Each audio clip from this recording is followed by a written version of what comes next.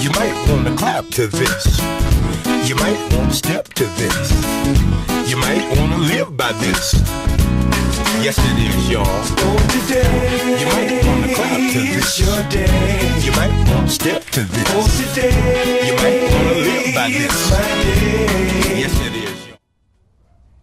Welcome to JustMen, a life-changing program that resonates hope as well as encouragement. The program that gives you information and inspiration for the glory of God. I'm your host, Jeff Tate, and thank you for joining JustMen. On today's program, we have a very special guest. You know, I've been waiting to have this gentleman on our program just to inspire us and enlighten us through his struggle, through his triumph, but more importantly, that he's here. Please welcome Ralph M. Thompson. Brother Thompson, welcome to JustMen. My pleasure. My pleasure to be here. Man, it's a tremendous blessing for you to be on JustMen. As I said earlier, man, you really add value to our show. It's a privilege for you to be on our program. I know we're going to talk about your life and the legacy and everything else in terms of what you put in motion. A lot of young men are following, man. They've seen something modeled in you that really is giving inspiration, particularly in relation to our young men who have kind of lost their way. So before we dive into the depth of your life and in terms of how you've been motivated, let's share a little bit about who is Ralph Thompson. Well, first of all, I want to say thanks for the opportunity to be here. Opportunity works two ways.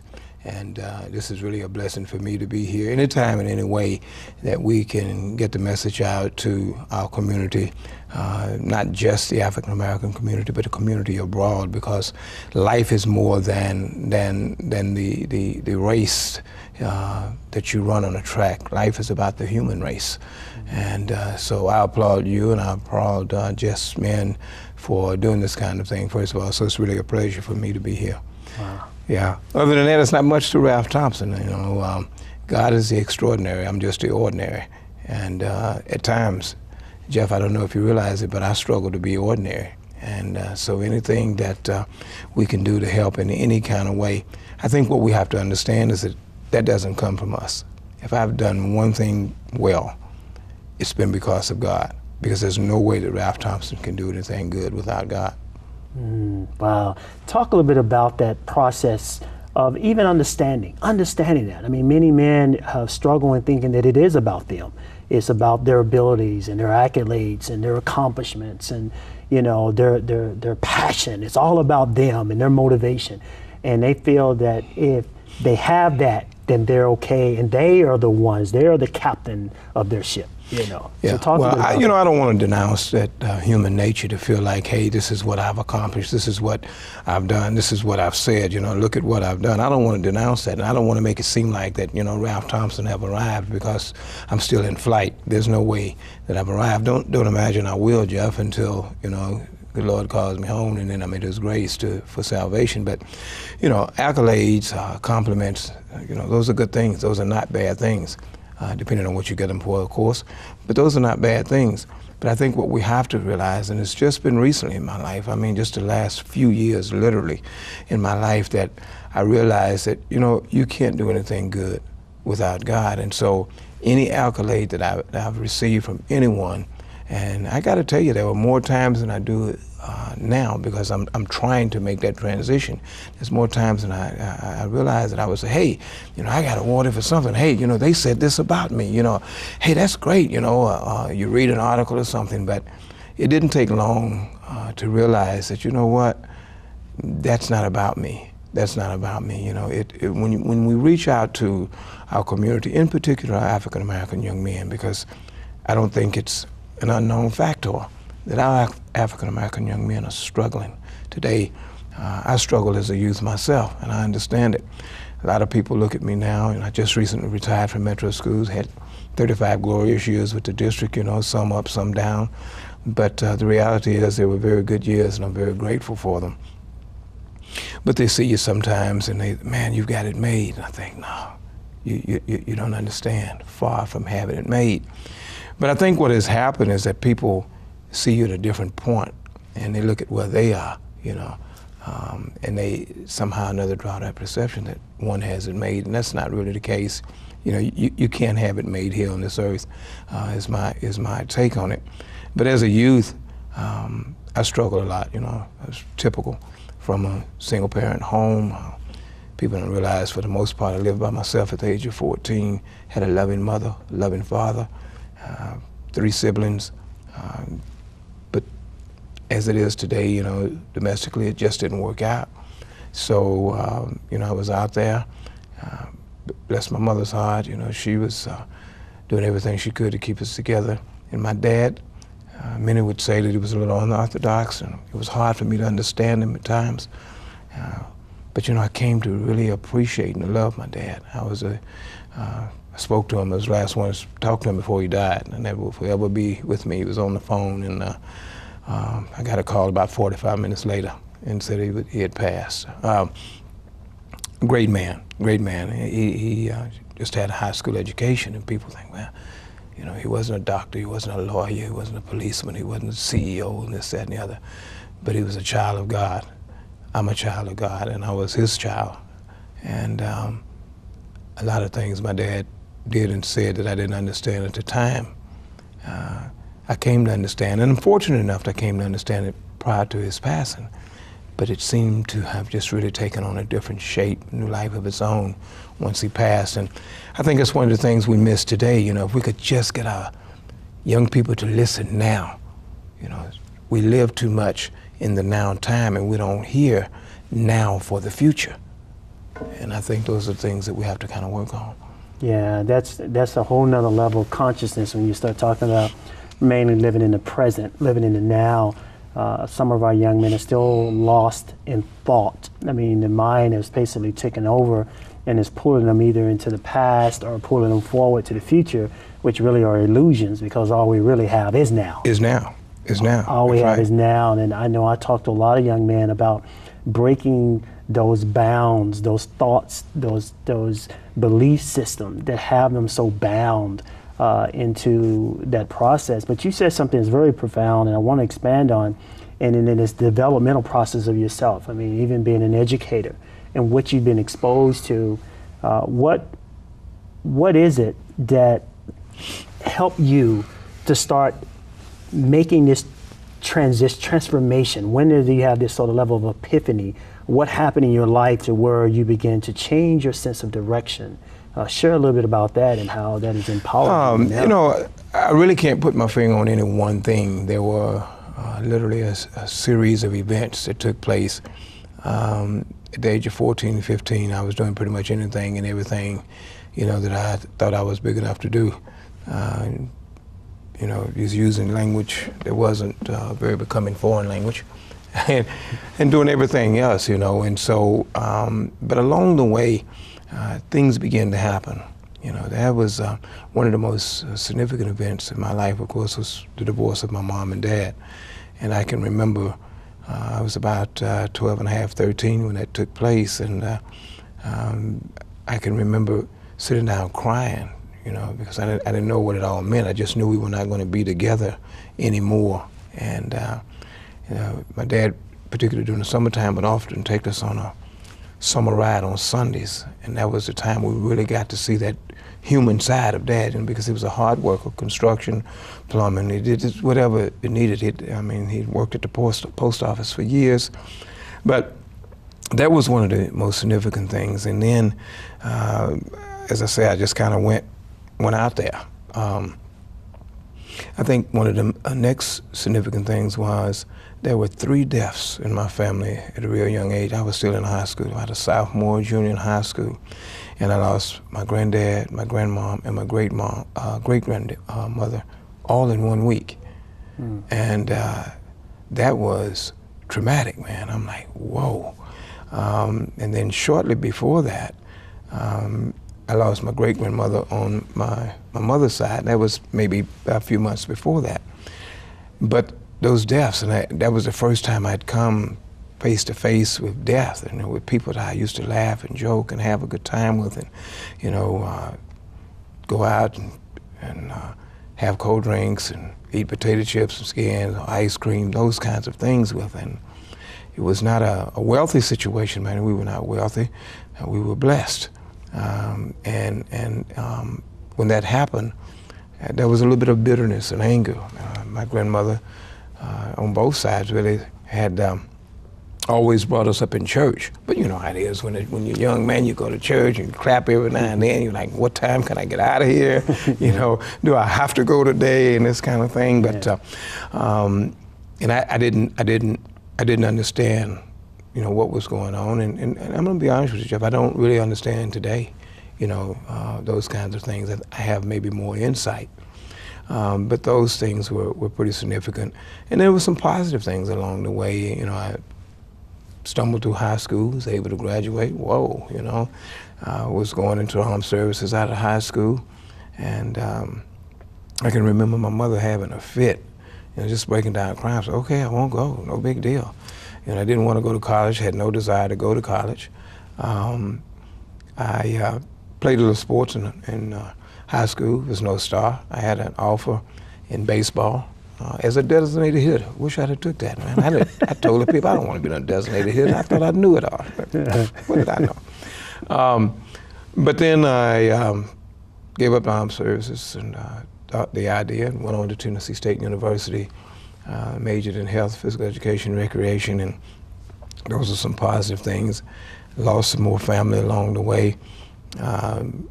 Went through some tremendous financial situations. My dad, after about half of my freshman years, you know what? I paid your first semester. We were on quarters. He said, you need to learn a little responsibility. Okay, Dad, what does that mean?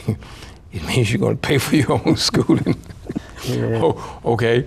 So there again, some anger sitting in, some bitterness, but I can remember working 3 jobs. I worked at the United Methodist Publishing House. I worked at Hot Stop. They were Hot Stop then, they're Mapcos now.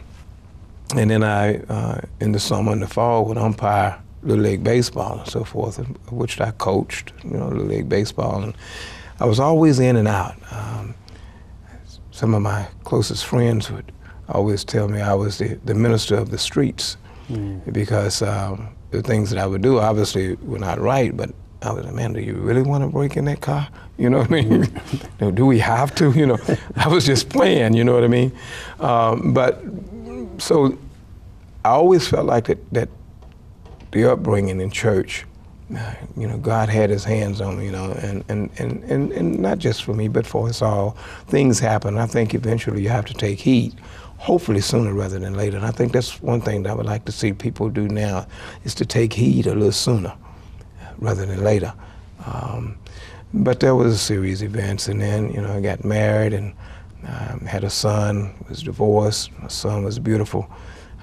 We still share a beautiful relationship today. I was pretty much destroyed by, you know, the divorce, and but I gave my son up almost, you know, to hearing his mother. I think, you know, fine. I went back to some of the old days. I'm not gonna go through this, man. You know what I mean? Take him, go on. I can do what I want to do. You know, go on. I'm not gonna pay a child support. I'm not gonna do anything. You know, just go on.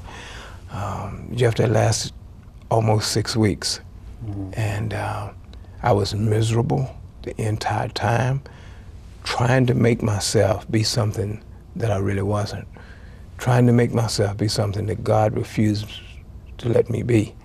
And I never shall forget the turning point in that was I was coming out of a friend's house, and my ex-wife had, we had mutual friends on that same street, not the house I was coming out of, I don't know, 10 or 12 houses down the road. I call it divine intervention to this day. They were driving down the street as I was walking out of my friend's house, and I walked literally in front of the car. And she stopped the car. My son was on the passenger side in his car seat. She rolled down the window. I reached in and got him out. And I said a prayer. And only God knows what that prayer was. And I know to this day, but I knew then there would be no more separation like that. I couldn't do it. And his mother and I struggled a little bit after that. She was very gracious for a while, but, you know, went back into that same routine, but I never gave up. I mean, to the point where, you know, I would, as a young kid, he was probably, I don't know, 3, 4 months old at the time I tried to do this, so he was a very young man, and after that brief period, 5.5 weeks, literally, I began to take him home, man. I had a little duplex, and I knew what it was to put that bottle in a, ice chest at night. And he started crying, and I had borders on the other side of the bed, so he wouldn't roll over. And I slept on the edge, so I wouldn't roll over on him. And just a lot of things started happening. But so that was another major. The fact that I was trying to give away and just walk away from it, and his mother and I are friends to this day, and I'm grateful to God for that, because he's grown now and he's blessed, and he's been a blessing. I thank God for him. But all through life there were different things, and so I can't really put my hand on any one thing. It's just a series of things. Most recently in my life, it's just this whole coming to grips with, this thing about life and death is real. And it doesn't matter how good you are or try to be, there's always going to be some hurt and pain, and that's hard. That's hard to accept for me. Doesn't matter how bad you are, but there's still going to be some good that happens to you, because God is like that. Yeah, he never leaves us or forsakes us. I know that one of the things you talk about, and you differentiate wealth from being blessed in your conversation, and I want to talk about that, but I also want to talk about the solution in our young people that have somehow starting to create this genocide against one another, this hate for one another. And one of the things that you mentioned is about reconciling your relationship to your son, and you did that at an early age. A lot of these young men now have used that as an excuse to continue to carry the hate, to continue to carry the anger that causes them to operate out of consciousness. They become unconscious to the level that they can do anything with no level of remorse, no level of grace. And I see the passion and the grace you have because you've been there. You were on that other side in terms of that. So expound a little bit or talk a little bit about what is needed in our community in helping this developmental process with our young men. And I wouldn't even limit to young men, because we've had men on this program that are well above age. You would have thought that some level of maturity would kick in, and they're 40, 50 years old, and yet they're still acting like young men, young males, because there's a total definition between a male and a man. So talk a bit about, what you, from your experience as an educator, as one who a lot of people look up to you, share with us your perspective on what it's going to take and what's needed in order to inspire our young men to the greatness that who they really are, man, the greatness inside of them. Jeff, there's one thing I've got to go back and say and kind of smooth over. You said a lot of people look up to me, and I want to tell you, it first started as kind of scary. The second one is very humble and appreciation, but I want to encourage anybody to look up to me, to look past me and look up a little higher. I have to do that. I have to say that. You have to stick with the real feeling, and that's my honest to goodness real feeling. So don't just look at me. You have to look beyond, because again, whatever good I've been able to do has been because of God. But now, I think what's missing today are those hard conversations. That's not to say we're not having them, but I mean, you've got to break it down. There are generations now of that almost hatred in mind. It used to be related to racism, and to a degree it still is, but now it's unfortunately turned against each other. And because mom is not there, dad is not there, because whatever has happened, there's a lot of bitterness. And those sometimes that replaces mom and or dad, they come out of the same mold. So our young people are getting, a double dose, triple dose of the evil, the hatred, the retaliation, the man, you don't know what I'm going through kind of thing. And you know what? Maybe I haven't. Maybe I haven't. Maybe you haven't. Maybe no one has been through what our children or some of them are going through now. But the reality is we've all been through something. And I think what we have to do is we can't. The first thing we have to do is cannot give up the fight. You know, there's one thing about it. You know you're not going to win if you don't get in the game. You know you're not going to win if you don't get in the game. And life is a game that you can go through until God says no more. So this game is continuous. And that's the good thing about it. And there's always time. You know, you've got time right now. So I wish we could do more isolation. I think when we try to get our young men in particular in larger groups now, it's defeating because they feed off of each other, that negative energy. But the good news about this is that positive energy breeds within itself too. So if we could get more positive energy, more men around 2 or 3 guys, as opposed to 10 or 15 guys and 2 or 3 positive men. We need to reverse that in some kind of way. The job is monumental. The task is huge. It's not going to be done by us alone. You know, we're going to have to call on God, but they're missing that sense of home. I've talked to a number of them, and then here's the deal with our young people now. They are more afraid of living than they are of dying. And so dying becomes an escape for them. And that's their reality. And Jeff, it is more than difficult, if there's such a thing, to get them past that reality, because that's their reality, just like this is a table to us, and that's a reality, right? But to them, death is the best side, you know? So I think what we have to do, we have to work tremendously hard, consistent, and not give up, to remind these young people that that's not a reality. Yes, death is a reality, but you can enjoy life in spite of, because that's a reality too, and God provides that for you. It's easy for one to turn against God. You know, God, where are you now? I'm suffering. You know, where's my day? Why did you take him? God, you know everything. God, you're this, and God, you're that. You're Almighty God, and so why did you take him? Because you could bring him back. God, you could leave him here. I mean, you know, after all, you know, stories are told. God raised folks from the dead, gave sight to the blind. You know, fed 5,000 people. You know, so God, where are you now? But unfortunately, God doesn't work that way.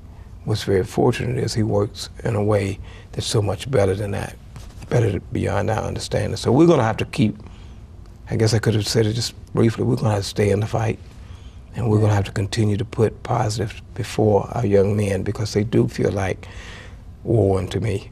And I get that. I get that, because I had some similar feelings to that. And many of us do from time to time. Yeah, wow, that's beautiful. I know that, first of all, I really appreciate your candidacy and transparency about giving all the glory to God, because it is him. It's in him who we move and live and have our being. And Aldous Huxley, which is a poet and writer, says something that's very profound. He says, the aim and purpose of human life is the unitive knowledge of God. It's an alignment. It's a harmony. When you're in harmony with God, when you're in union with God, then that's when you're fulfilling your purpose. That's when you're fulfilling all these things. And many times when we have men on the program and we talk about how we can motivate others and how we can inspire them, and what many times is missing again is like what you're saying, and that is that union with God, that union. And for most people, the only time that they even witness that union is when you are in union with God. It's not necessarily the rhetoric, but it is when you line yourself up with God yourself that it brings about a level of reverence about this relationship you have. I don't know how many times we have kids on and young men on, they say, I want to be like Michael Jordan. They want to be like a talent. And they worship the talent, but not the spirit that brings the talent. Because the spirit that brings the talent is greater than the form and the talent. We understand that the spirit, and so we say, pursue the spirit. You know, we say God, I mean, but God is defined so so broad, and then we can limit them. I mean, you know, the word talks about when we walk in love and joy and peace and long-suffering, gentleness, goodness, faith. The fruits of the Spirit. Fruit of the Spirit. That's it. You know, when you walk in temperance, that self-control, then you're walking with God. That's what brings you focus. That's what you bring. So where identity becomes your destiny. When you understand who you really are in God, man, that's an awakening. And that's what had to happen to me to bring about that transformation. But something you said, and I want to bring some closure in terms of that. And you said about this working on, you know, and working out. And you're at a point in your life that now you're moving into a whole new arena. Share briefly about this process that you're working off, working on, and working out. And especially as it relates or in the context of this new beginning in your life, man. Just a whole new life you're in. Well, you know, I had a real good friend of mine, Jeff, to break it down to me, helped me to see. When I left Metro Schools June of last year, it was probably a couple of months or so before I realized that I was going through another whole transition. It was more like I was on a vacation. And then reality set in. And I had a friend, and she explained it to me. She said, you know what? You're going through some things now that I haven't seen before, you know. And it helped me to realize that, I'm transitioning. And I was feeling lost, even with God. And I don't want anyone to feel like, you know, Ralph Thompson has arrived. I told you again, I'm still in flight. I don't have this thing figured out by a long shot, and I want to be sure that people understand that. And so I think one of the things that I can probably close with is saying, you know, you have to prep with prayer and proceed. And that's what I'm trying to do right now, you know, be known for being nice and not nasty. Wow, that's beautiful. You know, we got to have you on again, and we want to really expound even more in terms of legacy, you know, and what does that mean, and what needs to be prevail in our lives so that we can build a monument on the things of God. I mean, obviously it's the things of the Spirit, as we talked about that last. This form is temporal, as Paul says, the outward man perish, but the inward man is renewed day by day. We're talking about living beyond form, transcending form, and opening to a brand new world, man, of the Spirit, man. That's where you find peace, contentment, joy, happiness. You know, I mean, you find that in Him. And last words of encouragement. What words do you have? You know what? I don't know. People will say that, hey, you know, this man is on a God kick or whatever. But I say the first and most important thing is seek God. Flee not from Him, but seek Him. And the next thing is just concentrate on yourself. You know, go into yourself and try to find out who you are. That's a difficult task, you know. Remember that, you know, you're not made by hapstance, you know, that you're here. Whatever your circumstances are, the truth is that you can overcome them, you know, but you can't overcome them alone. You're going to need God. So let's stay in the fight. Let's keep the fight going, and let's go into the very end. And it doesn't have to be a bitter end. I just believe it can be okay. Let peace lead you and guide you. That's beautiful. Overcome. Thank you for the opportunity. Wow. Stay focused. Man, God bless you. Wow. Man, that's beautiful. Good. Man, you flow. You talking about you ain't have much to say.